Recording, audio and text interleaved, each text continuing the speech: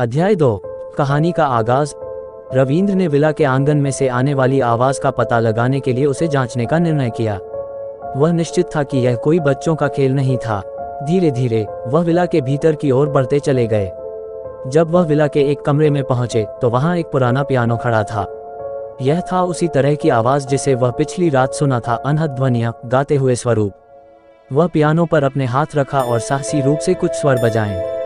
तब वह समझ गए कि विला में कुछ खास बातें हैं, कुछ जिसे देखना और सुनना बहुत ही खास था। रविंद्र ने विला के हर कोने की खोज की और वहां नए और अद्वितीय रहस्यों का सामना किया।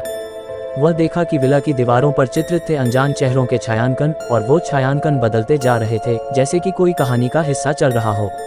वह यह समझने लगे कि यह विला कुछ और है, यहाँ कुछ और हो रहा है, और वह यह सब कुछ जानने के लिए तैयार थे। कहानी के अगले हिस्से में रविंद्र विला के और रहस्यों का पता लगाने का सफर जारी रखेंगे और वह अपने विला के सच के पीछे की दुनिया में घुसेंगे। अध्याय 3। बड़े विचार के बाद रविंद्र ने फैसला किया कि वह विला के रहस्य को खोजने का सामर्थ्य दिखाना चाहते हैं।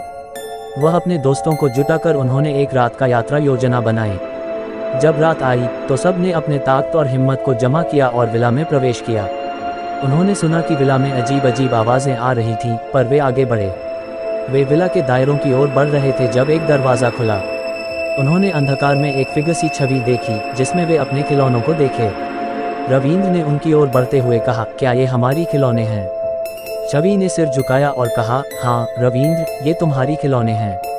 यह तो बस आरंभ है और विला के और रहस्यों का पता लगाने की इस कहानी का सिर शुरू होता है। क्या वे अपने खिलौनों के साथ यह रहस्यों का पर्दाफाश कर पाएंगे? और विला के आवाज़ों के पीछे का सच क्या है? जारी रहें, क्योंकि यह कहानी और सस्पेंस और रहस्य से भरपूर है जो आपको अपनी सीट पर बंद कर देगा।